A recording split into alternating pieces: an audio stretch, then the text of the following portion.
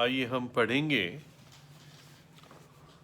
दूसरा इतिहास, माफ करना, दूसरा राजा, उसका 6 अध्याय और उसकी 1 से 7 हिंदी में पढ़ेंगे। पहले मैं इंग्लिश में कुछ वर्सेस पढ़ देता हूँ। 2 Kings chapter 6 verse 5 to 7. But as one was felling a beam, the axe head fell into the water, and he cried and said, Alas, master, for it was borrowed. And the man of God said, Where fell it? And he showed him the place, and he cut down a stick and cast it in there, and the iron did swim. Therefore said he, Take it up to thee. And he put out his hand and took it. आइए हम प्रार्थना करें। प्रभु जी, हम धन्यवाद देते हैं आपके पवित्र वचन के लिए, और हमारी प्रार्थना है कि आपका पवित्र आत्मा हमें आपका वचन सिखाएं, उसकी बातों को, सत्यों को, शिक्षाओं को और सबकों को सिखाएं प्रभु, और हमें आपका वचन आपके अनुग्रह से मिल सके। सारी अंधकार की शक्तियों को, विघ्नताओं को, डिस्टर्बेंसेस को प्रभु यीशु के नाम में आप दूर रखें। यीशु के लहू में आप मुझे पवित्र करें। इस समय पर आशीष दीजिए।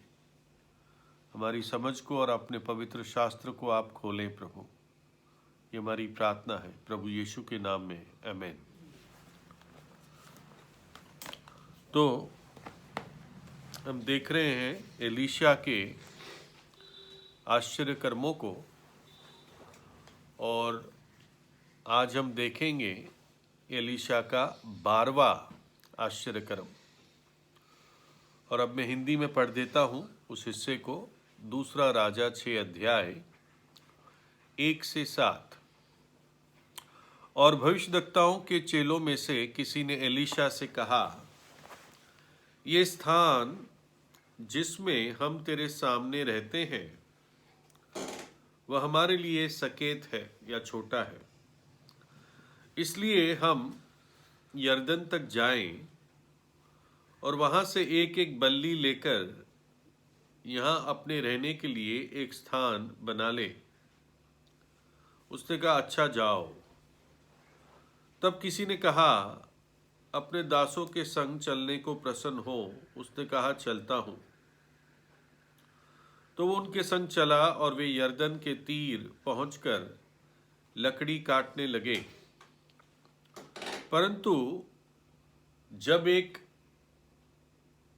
जन बल्ली काट रहा था तो कुल्हाड़ी बेट से निकलकर जल में गिर गई।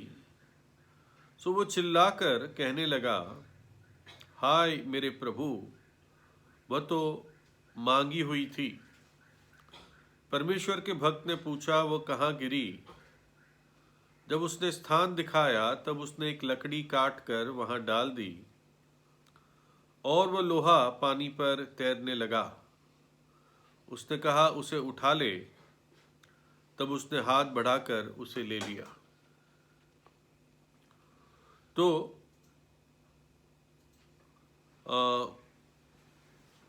हम देखते कई बार एलीशा अपने साथ इन भविष्यद्वक्ताओं के चेलों के बीच में रहता है, उनके साथ दिखता है। वो उसके सामने बैठे हुए होते हैं, वो उनको खाना खिलाता है ना। तो इनको इंग्लिश में सन्स ऑफ द प्रॉफिट्स कहा गया है, हिंदी में भविष्यद्वक्ताओं के चेले कहा गया है। और ऐसा मालूम होता है कि ये कुछ स्कूल्स थे जो एलिया और एलीशा, जिसमें जाके इन चेलों को वचन सिखाते थे। इनको वचन के बारे में, प्रभु की व्यवस्था को समझने के बारे में ट्रेनिंग दी जाती थी। और यरीहो में भी भविष्यद्वक्ताओं के चेले थे, गिलगाल में भी थे। और इसमें से एक स्थान में लोग बढ़ गए तो वो जगह छोटी पड़ने लग गई।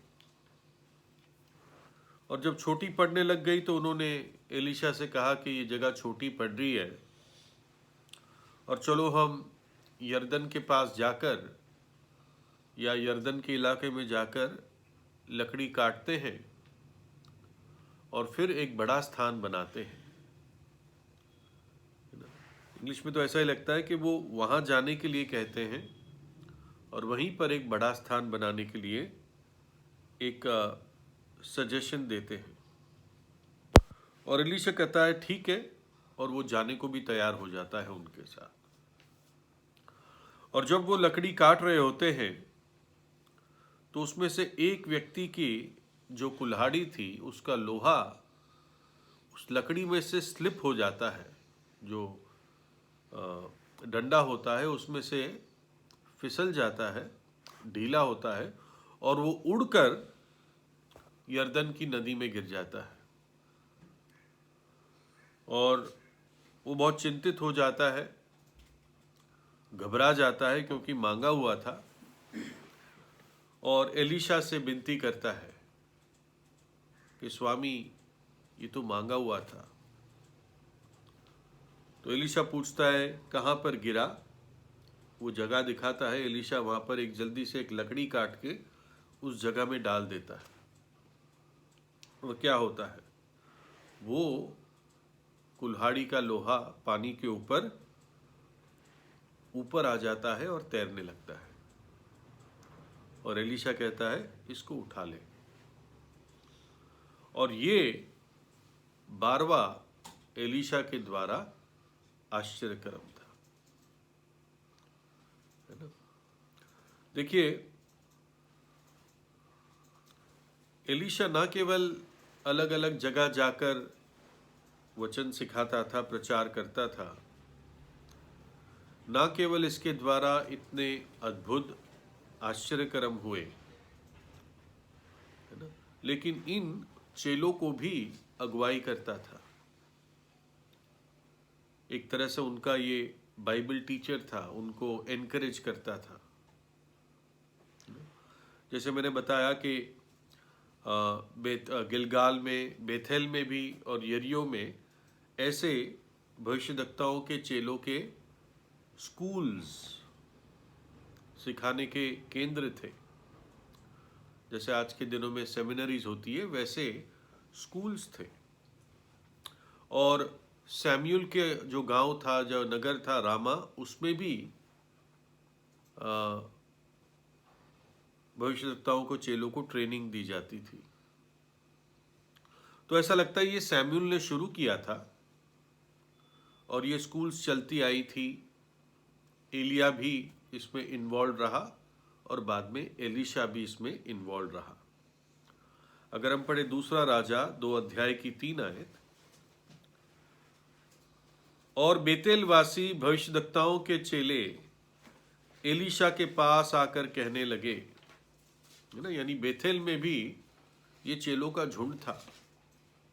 इससे बाइबल स्कॉलर्स मानते हैं कि यहाँ पर भी बेथेल में भी भविष्यद्वक्ताओं के लिए, इनके चेलों के लिए ये एक स्कूल ऑफ प्रॉफिट्स था। सैमुअल का पढ़ते हैं, 1 सैमुअल 19 अध्याय 18 से 20, लेकिन मैं 20 ही पढ़ूंगा। तब शाऊल ने दाऊद के पकड़ लाने के लिए दूत भेजे, और जब शाऊल के दूतों ने नबियों के दल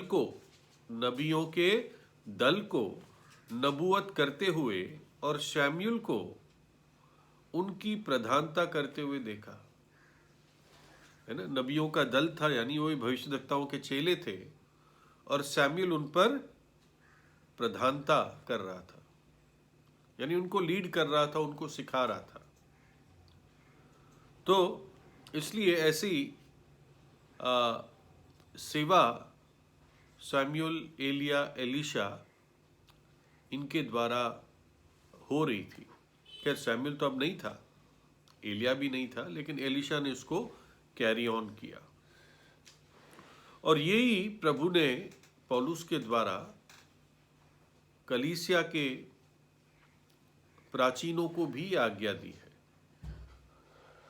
है ना, कि आने वाली पीढ़ी वो भी वचन जाने और कलीसिया के कार्य को आगे बढ़ाते जाए, प्रभु की सेवा को। दूसरा तीमुथियुस 2:2 में पौलुस तीमुथियुस से कहता है, और जो बातें तूने गवाहों के सामने मुझसे सुनी है उन्हें विश्वासी मनुष्य को सौंप दे, जो औरों को भी सिखाने के योग्य हो। पौलुस तीमुथियुस को कहता है, जो मैंने तुझे सिखाया उसको तू और विश्वास योग्य भाइयों को सिखा दे, ताकि वे औरों को सिखा सके। है ना, 4 पीढ़ी, पौलुस से तीमुथियुस, तीमुथियुस से विश्वास योग्य और भाई, और उनके द्वारा और जो नए आने वाले हैं।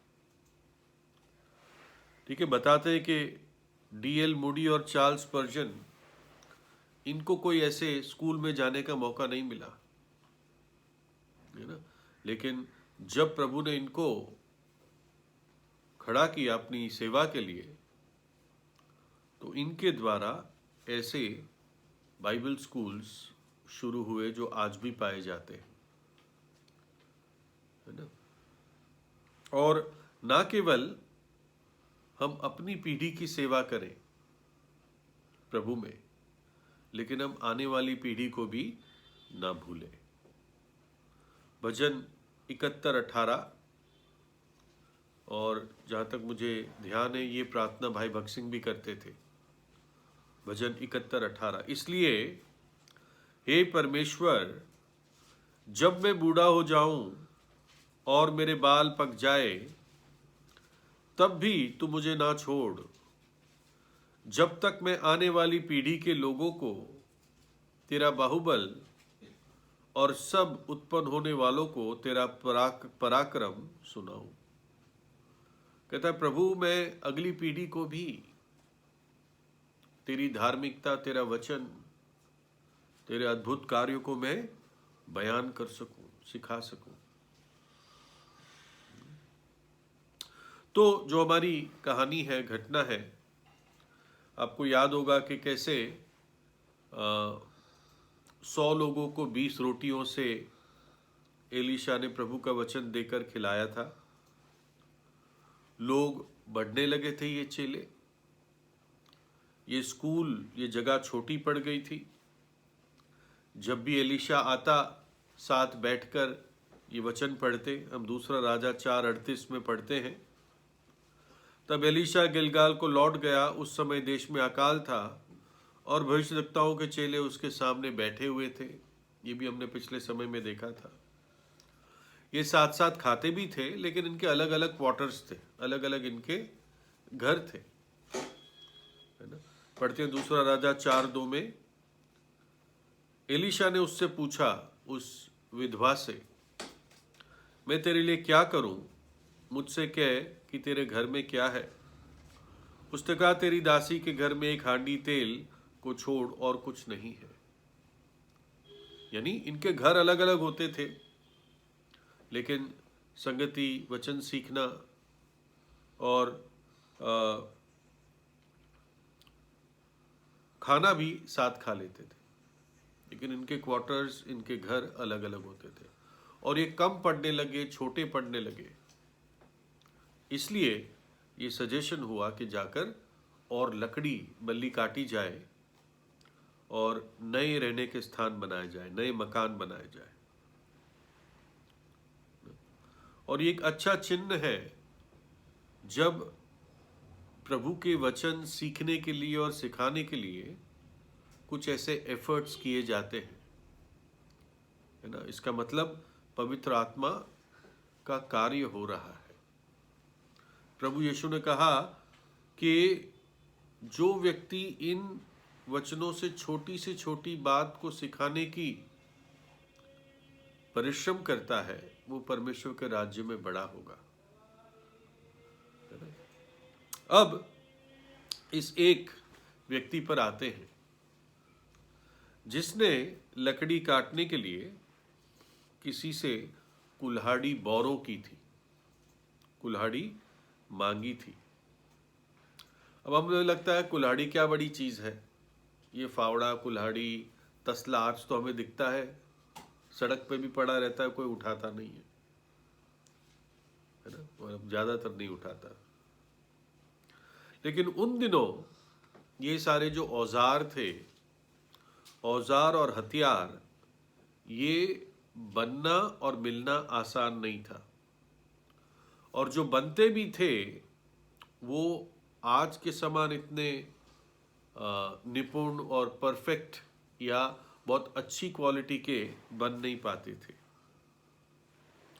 देखिए, इसके लिए समझने के लिए पहला शमूएल 13 अध्याय 19 से 22, पहला शमूएल 13 अध्याय 19 से 22।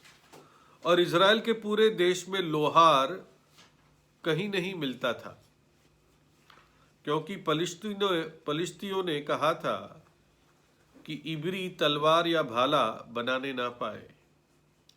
इसलिए सब इज़राइली अपने अपने हल की फली और भाले और कुल्हाड़ी और हंसुआ तेज करने के लिए पलिश्तियों के पास जाते थे, परंतु उनके हंसुआ, फालों, खेती के त्रिशूलों और कुल्हाड़ियों की धारें और पैनों की नोकें ठीक करने के लिए वे रेती रखते थे।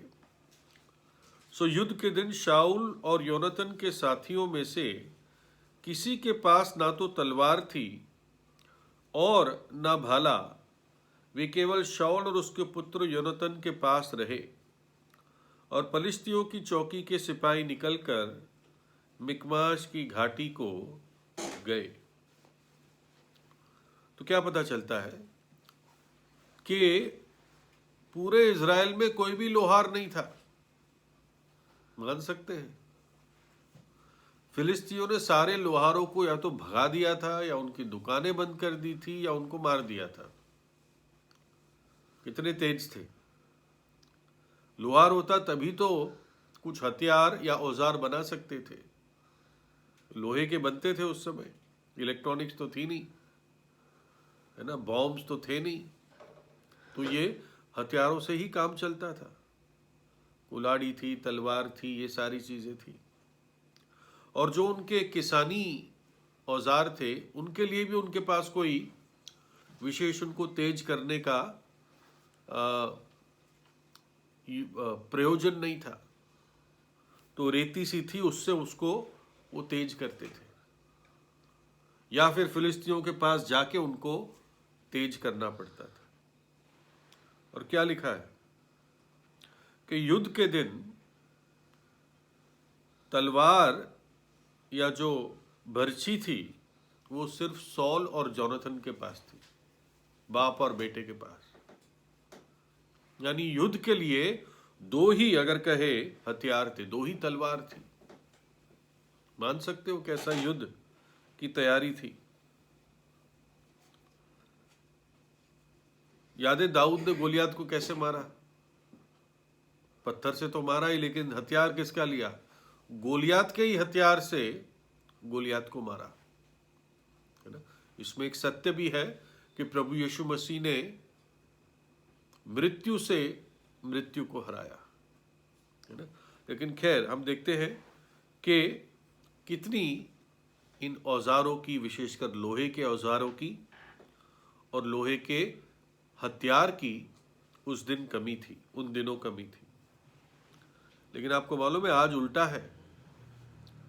आज इज़राइल बहुत सारे हथियार बेचता है। आपको मालूम है सबसे ज्यादा हथियार कौन खरीदता है इज़राइल का पूरी दुनिया में? इंडिया खरीदता है। करीब करीब हर साल 7,000 करोड़ रुपए के हथियार इंडिया इज़राइल से खरीदता है। ये वाली सरकार शायद इसलिए टिकी रहती है। और जब इसका ये काट रहा होता है और उस लकड़ी से, उस जो डंडा था उसमें से लोहा स्लिप होकर निकल जाता है, तो वो क्या कहता है कि हे स्वामी, हाय स्वामी, ये मंगनी की थी। एक्चुअली सही वर्ड है, ये मांगी हुई थी, है ना। लेकिन इसका जो इब्रानी शब्द है, ये सिर्फ मांगना नहीं था, ये भीख मांगी हुई थी, ये गिड़गिड़ा के लाया था। जिससे मांगी थी उसने गिड़गिड़ा के लाया था, प्लीज मुझे दे दे, मुझे बहुत जरूरत है। तो इसलिए आप देख सकते हो कि उसको इतनी चिंता क्यों थी। एक तो लोहा मिलता नहीं था, लोहार था नहीं, ऐसे सामान आसानी से मिलते नहीं थे, है ना। और जिसको उसको पता चला इसके पास है, उससे भी हाथ पैर जोड़ के उससे ये कुल्हाड़ी मांगी थी। और ऐसा लगता है कि ये चीज बार बार हो जाती थी। ये जो लोहा है ना, ये उड़कर निकल जाता था। क्यों? क्योंकि इससे एक्सीडेंट्स भी हो जाते थे। याद है मूसा ने जब शरण नगरों के बारे में बात की कि शरण नगर में वो व्यक्ति जाके शरण ले सकता है जो गलती से किसी की हत्या कर दे, एक्सीडेंट से हत्या कर दे। तो उसमें उदाहरण क्या दिया था, है ना। आज के दिन में हम कहेंगे भाई गाड़ी से टक्कर लग गई किसी की, लेकिन मूसा की व्यवस्था में क्या उदाहरण दिया गया? व्यवस्था विवरण 19 अध्याय 4 और 5।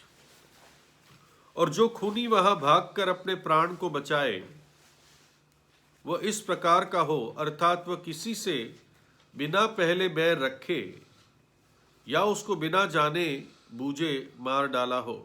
यानी गलती से किसी को मार दिया उसने, तो वास्तव में खूनी नहीं है, उसके हाथ से मर गया लेकिन गलती से हुआ। वो व्यक्ति उस शरण नगर में शरण ले सकता है। उदाहरण क्या दिया जाता है? जैसे, है ना, फॉर एग्जाम्पल, जैसे कोई किसी के संग लकड़ी काटने को जंगल में जाए और वृक्ष काटने को कुल्हाड़ी हाथ से उठाए और कुल्हाड़ी बेंट से निकलकर उस भाई को ऐसी लगे कि वो मर जाए, तो वो उस नगर में से किसी में भागकर जीवित रहे, है ना। एग्जाम्पल क्या दिया? कुल्हाड़ी का ही दिया। दूसरी चीज, जो चीज कोई उधार लेता था, तो व्यवस्था के अनुसार अगर उधार की हुई चीज या प्राणी खो जाता था, नुकसान हो जाता था, तो उसको वापस भरना होता था। निर्गमन 22 अध्याय 14 और 15। फिर यदि कोई दूसरे से पशु मांग लाए और उसके स्वामी के संग ना रहते उसको चोट लगे या वो मर जाए, तो वो निश्चय उसकी हानि भर देगा। तो इसलिए इस व्यक्ति को बड़ी टेंशन हो गई थी, मैं कैसे भरूंगा, है ना। क्योंकि व्यवस्था भी, भविष्यद्वक्ता के चेले थे, ये व्यवस्था मानने वाले लोग थे। उसको यह था कि मैं कैसे भर के दूंगा।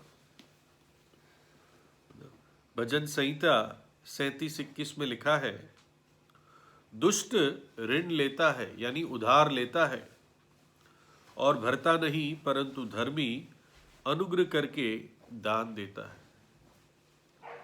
तो किसी की चीज लेनी और वापस ना करनी, बाइबल क्या कहता है?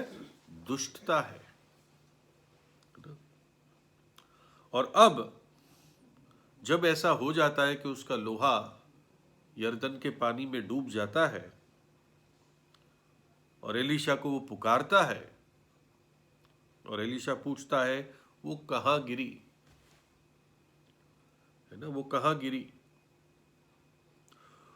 इस व्यक्ति के बारे में, जो ये चेला था जिसकी हाथ से ये लोहा उखड़ कर चला गया काम करते समय, पहली बात तो वो ईमानदार था, उसने बात को बताया एकदम कि ऐसा ऐसा हुआ, है ना। हमेशा बात को सामने लानी चाहिए। कई लोग बात को छिपा के रखते हैं, मन में रखते हैं, दबा के रखते हैं, उससे कड़वी जड़ उत्पन्न होती है, ठीक है ना। और ये एकदम पुकार के बोलता है, एलीशा स्वामी, मतलब मैं क्या करूं, मांगी हुई थी। एलीशा पूछता है कहां गिरी। एक सवाल है यहाँ पे, भाई एलीशा भविष्यद्वक्ता था, तो क्या उसको मालूम नहीं था कहां गिरी? लेकिन याद रखना, भविष्यद्वक्ता प्रभु नहीं है। जब प्रभु ने आदम से पूछा तू कहाँ है, तो प्रभु तो जानता था, लेकिन वास्तव में एलीशा नहीं जानता था कहाँ गिरी, क्योंकि भविष्यद्वक्ता खुदा नहीं है, मनुष्य है वो। एलिया हमारे समान दुख सुख भोगी पुरुष था। और पहला कुरिन्थियों 13:9 बताता है, क्योंकि हमारा ज्ञान अधूरा है और हमारी भविष्यवाणी अधूरी है ना। एक प्रभु का दास सब कुछ नहीं जानता। एलीशा भी ऑनेस्ट था, ईमानदार था, पूछा कहां गिरी, है ना, और वो बताता है कि यहां गिरी, इशारा करके दिखाता है। आपको मालूम है यर्दन की जो नदी है ना, वो कोई बहुत साफ सुथरी नदी नहीं है। बताते वो जनरली थोड़ी मिट्टी वाली नदी है ना। आज भी ऐसी है, आज इतनी बड़ी नहीं है ना। आपको याद होगा जब नमान आता है सीरिया से और एलीशा कहता है यर्दन में जाके डुबकी लगा, तो मालूम है नमान क्या कहता है? दूसरा राजा 5:12 में, क्या अबना और फरफर इजराइल के सारे जलों से बेहतर नहीं है? सीरिया की जो नदी थी अबना और फरफर, ये यर्दन के पानी के क्वालिटी से उनका बेटर पानी था, साफ सुथरा था। तो यर्दन में जो लोहा गिरा वो मिट्टी वाले पानी में दिख भी नहीं रहा था, कि वैसे भी नदी में आसानी से दिखता नहीं है, कुछ अंदर चला जाए तो, है ना। शायद एक झील में या स्विमिंग पूल के पानी जैसा हो तो दिख सकता है। तो इसलिए एलीशा को मालूम नहीं था कि लोहा कहां पर जाके गिरा, है ना। और जब वो दिखाता है तो एलीशा क्या करता है, वो एक लकड़ी काटता है, एक किसी पेड़ से कोई टहनी या ब्रांच काटता है और क्या करता है, वहीं पर डालता है। कुछ लोग कहते हैं उसने उस डंडे से उसको उठा के निकाल दिया, ऐसा नहीं है ना, कि मतलब आश्चर्यकरम नहीं था। जैसे किसी पानी में कोई चीज गिर जाए ना, डंडे से आप उसको फंसा कर निकाल लो, ऐसा कुछ नहीं था। साफ लिखा है उसने वहां पर वो लकड़ी फेंकी, है ना, और लोहा बाहर निकल के आया। ये परमेश्वर की ओर से एक आश्चर्यक्रम था, है ना। लोहा, पानी में तैरना, ये सारे सृष्टि के नियमों के विरुद्ध है। कोई कहेगा अरे जहाज, लोहे के जहाज तो पानी में तैरते हैं, लेकिन आपको मालूम है साइज कितना बड़ा होता है? वो पानी उतना डिस्प्लेस करता है, इसलिए वो फोर्स लगता है, इसलिए जहाज तैर पाते हैं, है ना। लेकिन उसी जहाज से ही आप एक आज भी लोहे की कुल्हाड़ी का जो लोहा है वो डाल दोगे, वो आज भी डूबेगा ही, है ना। लेकिन जब पानी पे वो तैरता है, ये आश्चर्यक्रम है ना। और एलीशा क्या कहता है, उसको उठा ले, टेक इट अप।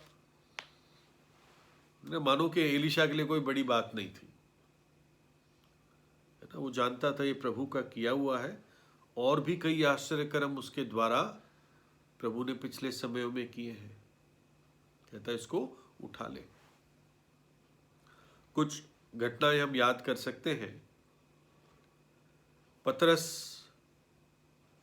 को एक घर में बुलाया जाता है ना। जब वो 12 साल, शायद 12 साल की थी, नहीं माफ करना, ये तो दौरकास थी, एक बुजुर्ग थी और मर गई थी, और पतरस आसपास ही था, और पतरस को लोगों ने कहा चलो पतरस को बुला लो, मिट्टी देने की सभा में, फ्यूनरल सर्विस में पतरस को बुला लो।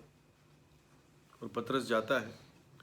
प्रेरितों के काम 9 अध्याय 40 और 41।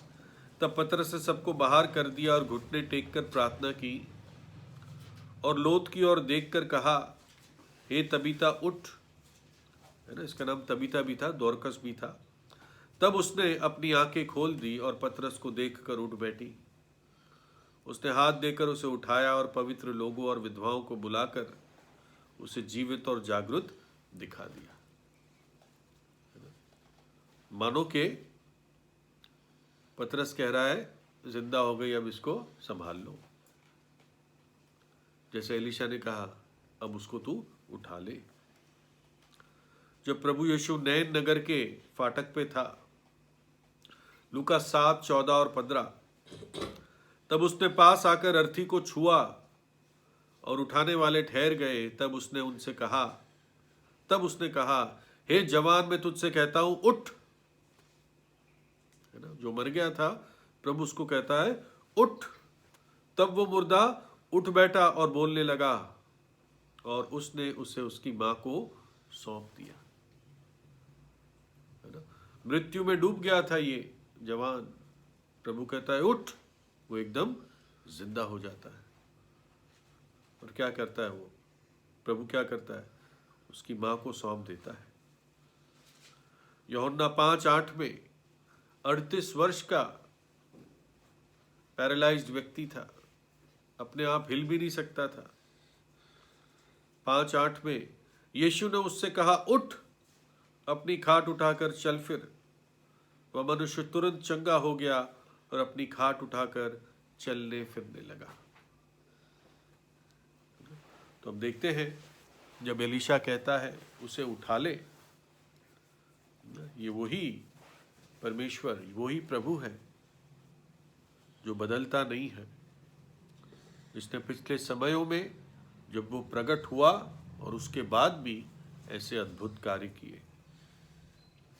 कुछ हम इसमें आत्मिक लेसन्स भी सीखते हैं कि सिर्फ ये लोहा तैरने वाली बात ही नहीं है, परंतु इसमें मेरे और आपके लिए क्या सीखना है ना। इसका मतलब ये नहीं है कि आज प्रभु आपके लिए लोहा तैरा नहीं सकता, तैरा सकता है।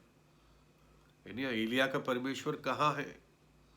आजकल युगान युग एक सा है, लेकिन हम प्रभु को परखते नहीं है। वहां पर नीड थी, जरूरत थी, है ना, इसलिए वो लोहा तैरा जब एलीशा ने वहां लकड़ी फेंकी।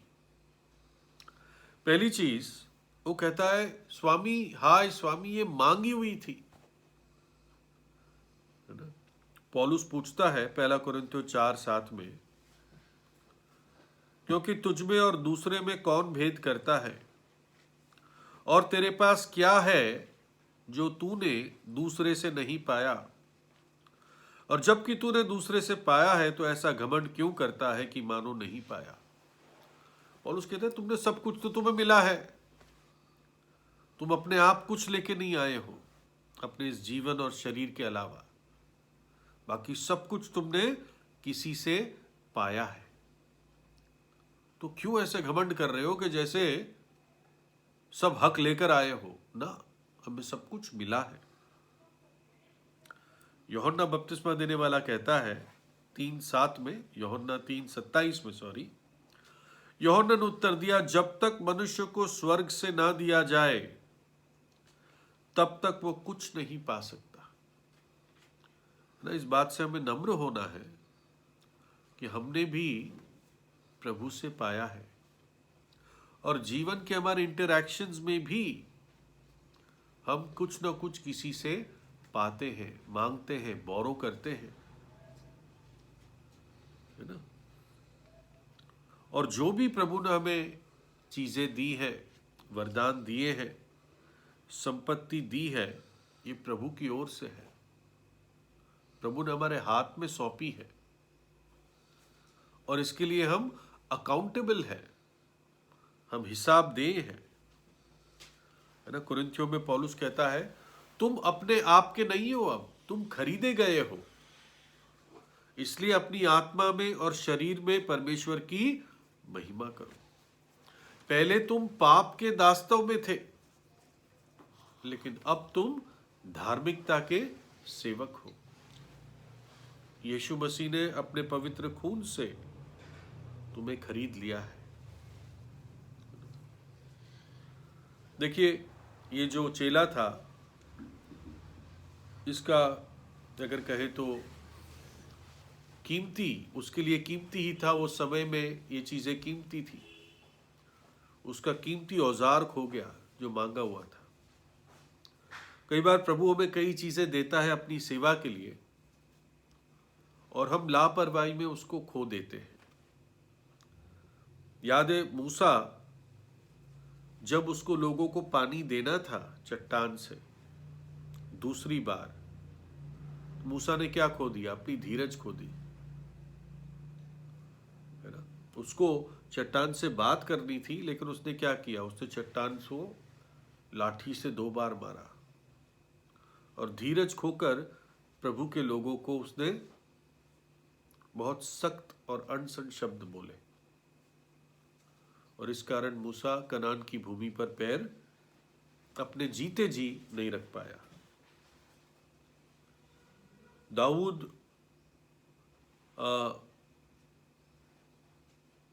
जब साउल से भाग रहा था और छुप रहा था, तो कौन था उस व्यक्ति का नाम जिसकी भेड़ बकरियों को दाऊद के लोगों ने सुरक्षा दी? अबीगैल का जो पति था, नबाल, नाबोत नहीं, नबाल, नबाल, नबाल, है ना। नबाल उसका नाम था, उसका अर्थ था मूर्ख। तो दाऊद के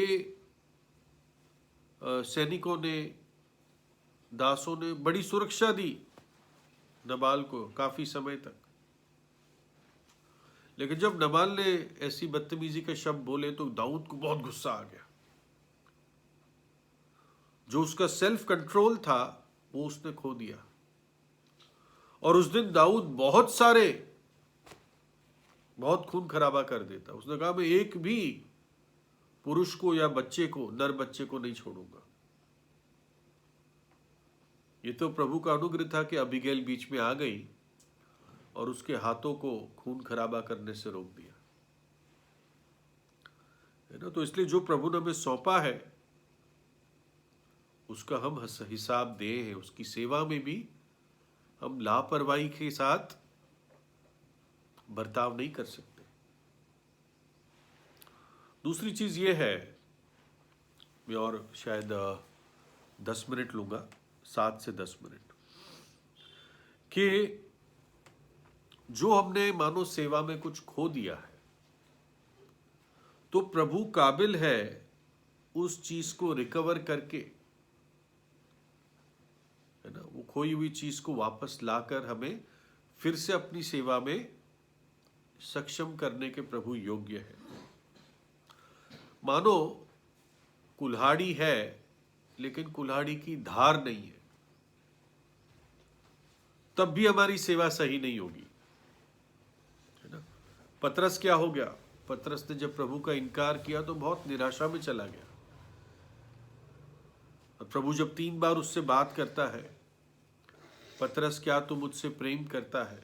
मेरी भेड़ों को चरा। क्या तू मुझसे प्रेम करता है? मेरे मेमनों को चरा। क्या तू मुझसे प्रेम करता है? मेरी भेड़ों को चरा। प्रभु एक प्रकार से उसकी धार को तेज करता है ना। सबोपदेशक 10:10 में लिखा है, यदि कुल्हाड़ा थोथा हो, यानी तेज ना हो, और मनुष्य उसकी धार को पैनी ना करे, तो अधिक बल लगाना पड़ेगा, परंतु सफल होने के लिए बुद्धि से लाभ होता है। वो कहता अगर आदमी के कुल्हाड़ी जो है वो तेज नहीं है, थोता है, तो उसको बहुत दम लगाना पड़ेगा काटने के लिए, है ना।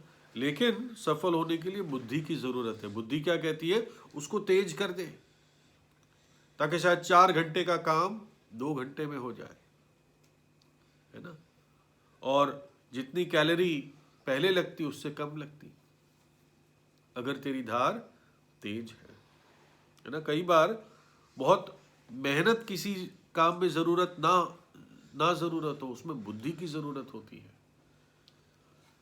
मतलब ज्यादा कष्ट और दम की जरूरत ना होकर बुद्धि की जरूरत होती है। और बुद्धि बताती है कि अपने औजारों को तेज करो। जो सेवक है वो प्रार्थना करे, वचन की तैयारी करे, इससे पहले के सेवकाई करे, अपनी धार को तेज करे। पौलुस तीमुथियुस को कहता है अपने वरदान को चमका, है ना, चमका उसको। और ये भी बताता है कि जो लोहा है कुल्हाड़ी का, वो उस डंडे में, बेंत में टाइट रहे, ना केवल धार हो परंतु धार खो भी ना जाए, लोहा खो भी ना जाए। इसका हमें ध्यान रखना है। देखिए प्रभु यीशु का एक आश्चर्यक्रम सामने आता है मत्ती 17:27 में, जब प्रभु पतरस को कहता है तो अभी इसलिए कि हम उन्हें ठोकर ना खिलाए, तू झील के किनारे जाकर बंसी डाल और जो मछली पहले निकले उसे ले, तो तुझे उसका मुंह खोलने पर एक सिक्का मिलेगा, उसी को लेकर मेरे और अपने बदले में उन्हें कर दे देना। प्रभु पतरस को क्या कहता है? तू जा वहां पर और क्या कर, बंसी डाल, कांटा डाल, हुक लिखा है इंग्लिश में, है ना, और जो मछली पहले आती है उसको ले, उसका मुंह खोल, उसमें तुझे सिक्का मिलेगा और तेरे और मेरा मंदिर का टैक्स तू दे दे, है ना। एलीशा तो वहां पर था, एलीशा को पूछना पड़ा कहां पर गिरा, और फिर वो लकड़ी काट के डालता है। प्रभु तो वहां था भी नहीं, पतरस को कहता तू जा वहां पर, झील पे जा, कांटा डाल, मछली आएगी, निकाल उसको, कांटे में अटकेगी, उसको निकाल, उसका मुंह खोल और तुझे सिक्का मिलेगा, है ना। हमारे प्रभु यीशु के आश्चर्य कर्मों के सामने, जैसे मैंने पिछली बार बताया था, पिछले समय में एलिया और एलीशा कितने छोटे दिखते हैं। और जब एलीशा ने ये लकड़ी डाली तो ये भी दिखाता है कि कैसे प्रभु यीशु मसीह उस कलवरी के क्रूस के बलिदान के द्वारा मृत्यु के जल में प्रभु डूब गया, है ना। शायद भजन 69 में कहता है कि तेरे जल की धाराएं मेरे ऊपर से निकल गई, मुझे डुबाती जा रही है। तो ये लकड़ी पानी में जाना प्रभु यीशु मसीह का उस मृत्यु के जल में डूबना था, सहना था, उसमें से निकल के आना था, है ना। पहला पत्रस 2:24 में लिखा है, जिसने उस पेड़ पर अपने शरीर में हमारे पापों को उठा लिया कि हम पापों के लिए मरकर अब धार्मिकता के लिए जिए, जिसके कोड़े खाने से हम चंगे होते हैं, है ना। हमारा प्राण पाप में डूबा हुआ था, उस लोहे की तरह, पाप से बाहर नहीं निकल सकता था, है ना। पाप के दलदल से आदमी निकल नहीं सकता और ही धंसता चला जाता है। लेकिन क्रूस की सामर्थ एक व्यक्ति की आत्मा को रिलीज करती है। पाप की सामर्थ के विरुद्ध वो आत्मा ऊपर आ सकती है। पाप तो ग्रेविटी की तरह नीचे खींचता है,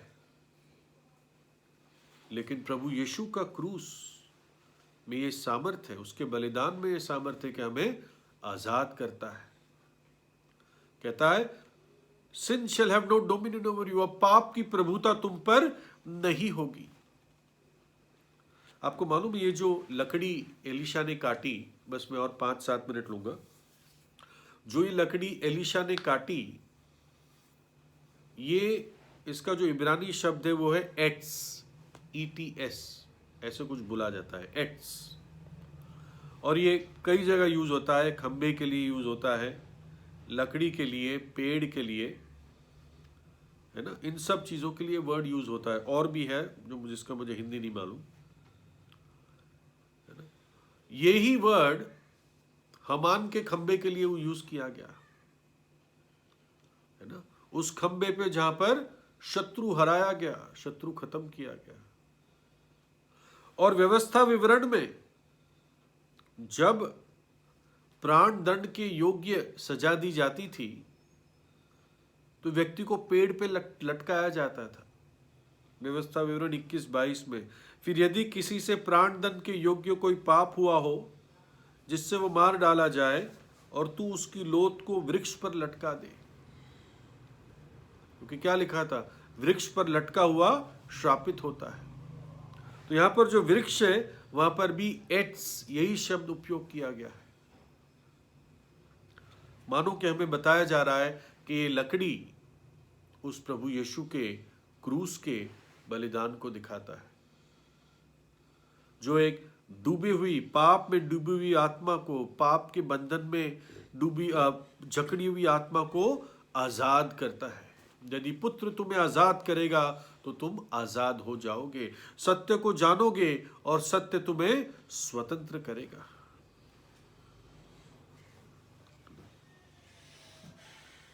विश्वासी जब गिर जाता है तो अगर आप, जैसे उस व्यक्ति ने कहा यहां गिरी, ये कुल्हाड़ी का लोहा गिरा, अगर विश्वासी प्रभु के सामने कह देता है प्रभु मैं यहां पर गिरा, तो प्रभु उसको फिर से उठा लेगा। पहला यूहन्ना 1:9 में क्या लिखा है, यदि हम अपने पापों को मान लेते हैं, यानी अगर साधारण शब्दों में इसको समझाया जाए, यदि हम अपने पापों का नाम लेते हैं प्रभु के सामने, मान लेना मतलब नाम लेना, प्रभु मैं यहां पर गिरा हूं, तो वो विश्वास योग्य और धर्मी है हमारे पापों को क्षमा करने के लिए और हमें सब अधर्म से शुद्ध करने के लिए। वो पाप जिसका नाम तुम नहीं ले पाते, जानते नहीं है, जिसको अनजाने पाप कहते हैं, उससे भी वो शुद्ध करता है। यीशु का लहू हमें सब पापों से शुद्ध करता है। मीका 7:8 और 9, हे मेरी बैरन मुझ पर आनंद ना कर, क्योंकि ज्यों ही मैं गिरूंगा त्यों ही उठूंगा और ज्यों ही मैं अंधकार में पड़ूंगा त्यों ही यहोवा मेरे लिए ज्योति का काम देगा। मैंने यहोवा के विरुद्ध पाप किया है, इस कारण मैं उस समय तक उसके क्रोध को सहता रहूंगा जब तक वह मेरा मुकदमा लड़कर मेरा न्याय ना चुकाएगा। उस समय वह मुझे उजियाले में निकाल ले आएगा और मैं उसकी धार्मिकता देखूंगा। वो मुझे उजियाले में निकाल के ले आएगा। मैं अंधकार में आ गया हूं, मेरी बैरिन मुझ पर आनंद मत कर, मैं गिरा हूं लेकिन फिर उठ जाऊंगा। प्रभु को बताएं प्रभु मैं यहां पे गिरा।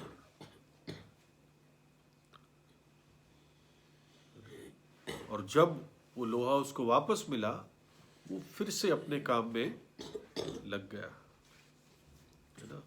मनुष्य आज उस साधारण या प्राकृतिक मनुष्य, शारीरिक मनुष्य उस लोहे के समान है जो गिर चुका है ना। सबने पाप किया, परमेश्वर की महिमा से रहित है, वो रहित हो गया, वो दूर हो गया, पूरी तौर से गिरा हुआ है। लेकिन प्रभु यीशु मसीह गिरे हुए को उठा सकता है और उठाता है और उठाया है। इब्रानियों 7:25, इसलिए जो उसके द्वारा परमेश्वर के पास आते हैं वो उनका पूरा पूरा उद्धार कर सकता है, क्योंकि वो उनके लिए विनती करने को सर्वदा जीवित है।